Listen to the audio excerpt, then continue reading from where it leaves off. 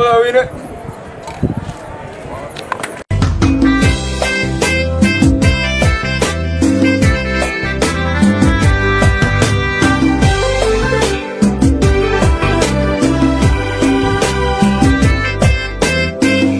waxaa ilaahay mahadiisa ah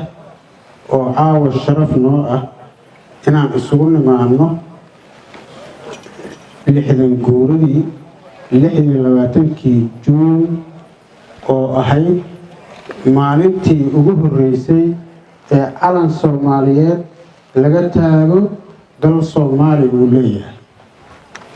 taasaa ilaahay mahadiisa ah waxaan rabaa anoo magaciina ku hadlaayo shacabka reer Koonfur Galbeed meel walba ay joogaan inaan iraaho hambaliyo sanad guuradii 60aad ee 26 Juun ee laga qaatay calanka dal Soomaali uu leeyahay calankii ugu horeeyay markii la taagay yahay sidoo kale waxaan rabaa inaan u hambaliyeeyo oo hambaliyo u diro shacabweynaha Soomaaliyeed meel walba ay joogaan dal iyo dibadba sanad guurada 60 jirsatay hambaliyo Soomaali weyn oo dhan sidaas oo kale waxaan rabaa inaan inta hambaliyo si gooni ah ugu diro goboladii waqooyi ee maalintaas xornimada qaatay shacabkooda maamulkooda madaxdooda siyaasiyiintooda waxgaradkooda intaba inaan iraaho hambaliyo sharaf iyo waxay noo tahay karaamo maantana maalin munaasabad weyn kule way ummadda Soomaaliyeed si gooni ah adinka aad noo bilowdeen munaasabadaas aan kaga hambalyeynaa insha Allah waxaan leeyahay dadka gobolada waqooyi hambaliyo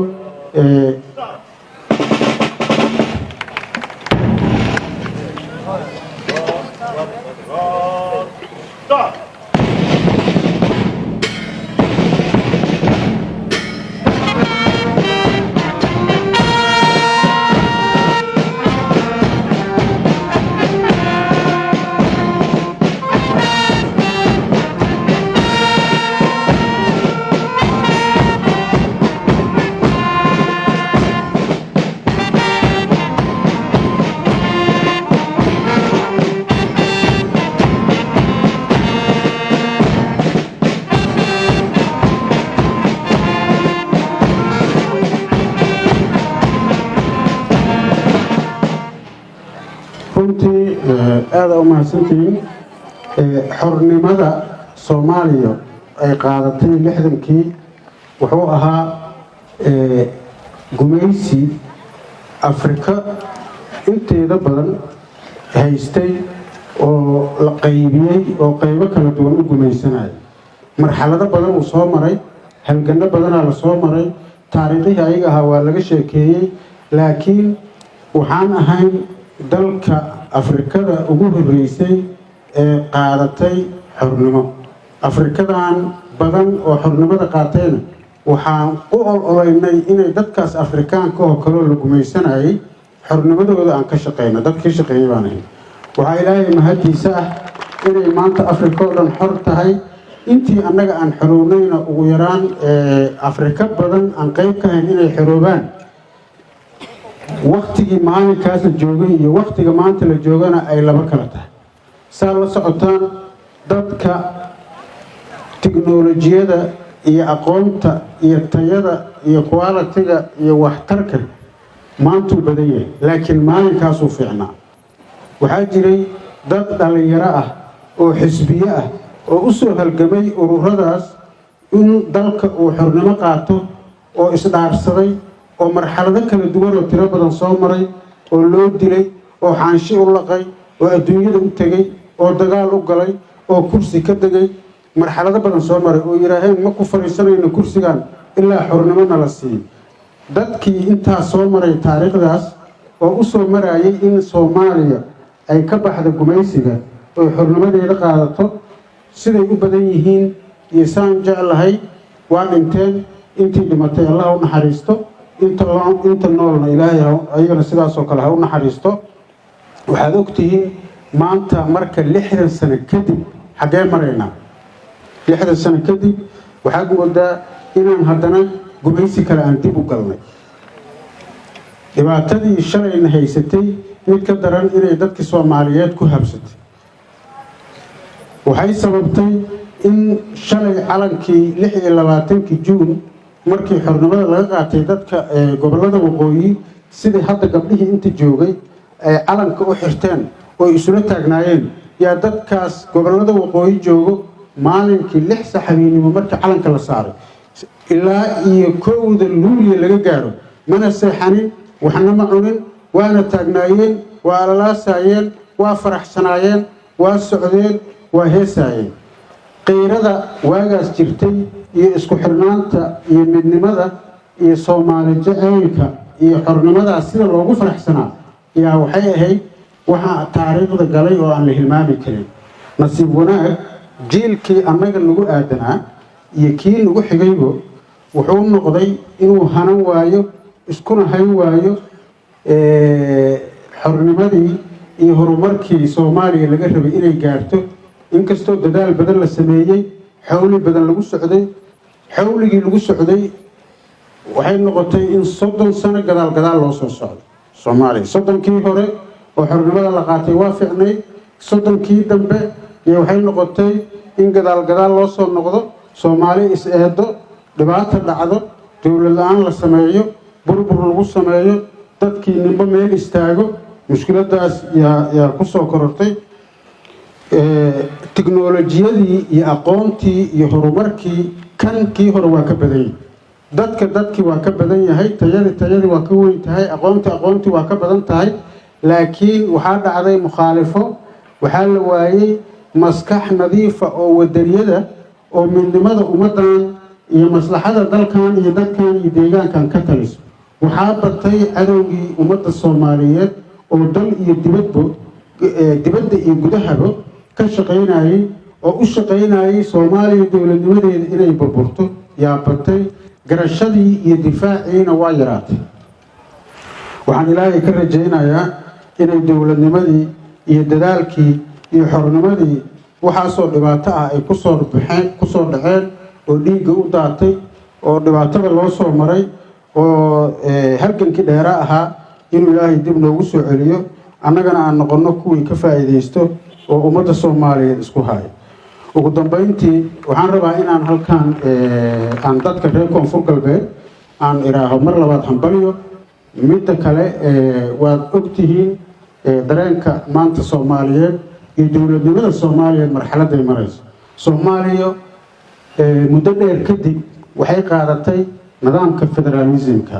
waa wixii awoowayaalka annaga markii xornimada la qaadanayay ay u dacwoonayeen xornimada markii la qaadanayay calanka waqooyi laga saaray dadkii siyaasiyiinta annaga ahaa oo aabayaalka annaga ahaa oo adeerada annaga ahaa oo awoowayaalka annaga ahaa waxay lahaayeen haddii xornimo aan helnay oo xornimo la siiyay maxay tahay dowladda aan noqonayno centralism ma rabno federalism aan rabnaa sababtoo ah sababta ay dareenkaas samaynaysa macnaha waxay lahayd in maanta haddii marxaladaas federalismka sida ay u codsadeen ayaga loo fulin lahaa oo waqtigaas dowlad federaal aan qaadan lahayn oo dowlad federaal ay noo samaysmi lahayd maanta Soomaaliya meeshay kala gaartay ma kala gaari lahayn sida dhibaatadan ay u dhacday iyo burburkaan uma dhici lahayn waxa ilaahay mahadiisa marka muddo dheer kadib in aan helnay systemkii federaalka ah oo muxuu yahay in maamulkii la daadajiyo hoos la geeyo ilaa iyo tuulo ilaa iyo labada guri oo meel ku yaalo maamul hoosaad annaga aan leenahay oo u madax bannaanahay oo aanan isdhahayn warade may sheegahayta adina ma yartay aan isdhahaynin oo ninkii aad taqaanay oo ehelkaada ahaa oo walaalkaada ahaa oo wiilkaada ahaa oo maamulkii kuu haayo uuna ka warqabo deegaankaadii iyo wixii aad qabteen tana ilaahay mahadiisa la gaaray maxaan u baahannahay marka waxaan u baahannahay 60kii ilaa hadda waxaan codsanaynay inaan federaal helno si ay noogu filnaadaan deegaanka annaga iyo khayraadka annaga iyo dadka annaga aan u maamulano maadaama aan nahay populationka Soomaaliyeed ugu badan uguna deegaanada weyn federaalkiina looga faa'iideysto oo dhulka uu yahay dhulka ugu khayraadka badnaa maxay tahay mas'uuliyaddan hortaalo mas'uuliyadda hortaalo oo ugu muhiimsan waxaa waaye inaan dalkaanaga iyo dadkaanaga aan u istaagno oo aan ka shaqayno midnimadii iyo wadajirkii iyo dowladnimadii dowlad goboleedka koonfur galbeed kulliga annaga aan gacmaha isqabsanno aan u istaagno inaan shacabkaanaga xoreyno gabdhaha wiilasha aqoon-yahanada kulli inaan u istaagno inaan deegaanadaanada ay nabad ku noolaadaan dadkaanaga tacabkaanaga iyo waxbarashadaanada iyo isdhexgalka bulshadana sidii ahayd ay noo soo noqoto annaga oo midaysan ilaashanayno systemkaanaga dowladnimadaanaga dhowranayno yaa waxaan rabnaa hadduu ilaahay yidhaaho dadka reer koonfur galbeed meel walba ay joogaan inay u diyaargaroobaan siday dalkooda iyo dadkooda ku xoraysan lahaayeen gacmaha isu qabsan lahaayeen khayraadkooda u soo saaran lahaayeen mashaariic u samayn lahaayeen waxaan aaminsanahay haddii intaas ay dhacdo soomaali oo dhan waxaa ku filan khayraadka ka soo baxo koonfur galbeed maxaa yeelay waxaa yaallo xoolihii beerihii kalluunkii batroolkii macdantii kulli intaba waxaa laga heli karaa koonfur galbeed waxaa xaqiiqo ah shidaalka keliix oo maanta soomaaliya ay leedahay oo baloog ah oo aan shirkado kaloo adduunka uusan u calaamadaysnayn waxaa lagu sheegaa oo uu yaallaa koonfur galbeed meesha keliixoo laga helay soomaaliya kale shidaal waa leedahay balogyaa jiro laakiin waa meel mar hore la asteeyey oo shirkado u astaysan tan annagaa leh dekadiina waa ag saaran tahay waxay ku filan tahay inaan isku tashanno si aan uga baxno faqriga iyo jahliga oo loo gaaro horumar iyo barwaaqo dadka soomaaliyeedna ay noogu daydaan ay u helaan ayagana inta aan helnay iyo ka badan ay u helaan runtii waxaan filayaa inuu waqtigii calanka la saarayay la gaaray waxaan rabaa inaan halkaan uga mahadceliyo dadkii dhalinyarada ahaa labadii urur ee maamulka degmada ay guddoonsiiyeen shahaado sharafka waa mahadsan yihiin waxaa kaloo jiro ururo dhalinyaro oo aan ogahay oo degmada Baydhabo joogo oo u taagan samafalka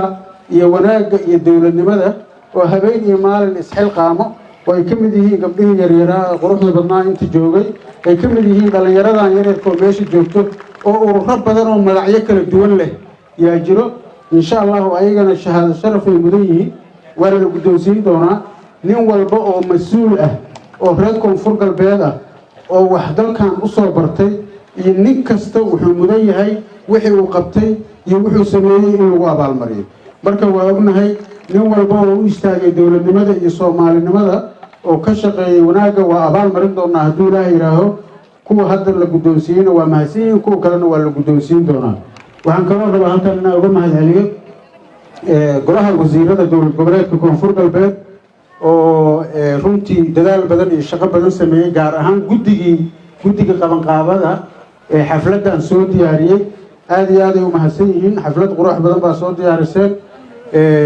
aada ugu mahadsantihiin waxaan kaloo rabaa halkan inaan uga mahadceliyo ciidamada qalabka sido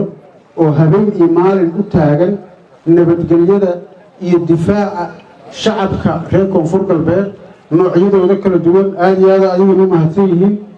waxaan kaloo sidoo kale u mahadcelinayaa ciidamada walaalahanaga ah ee noo soo gurmaday amisom sector 3 iyo ciidanka kale oo sidaasoo kale ayagana joogo oo walaalaha ah oo non amisomka ah oo dowladda aan dariska nahay ee walaalka nahay Ethiopia oo ayadana howlgalladan qayb ka ah ayagana waa u mahadcelinaynaa aad iyo aad ay u mahadsan yihiin shacabka reer koonfur galbeed ayagana sidaasoo kale aad ay u mahadsan yihiin kooxda Bambey fanaaniinta Janaawkay